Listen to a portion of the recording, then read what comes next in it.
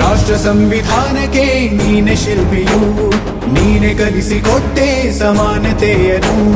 ನಿನ್ನ ಲೇಖನಿಯ ಬರಹ ದೇಶ ಗರ್ಜನೆ, ಒಂದು ಒಂದು ಮಾತುಗೂಡ ಭೀಮ ಗರ್ಜನೆ.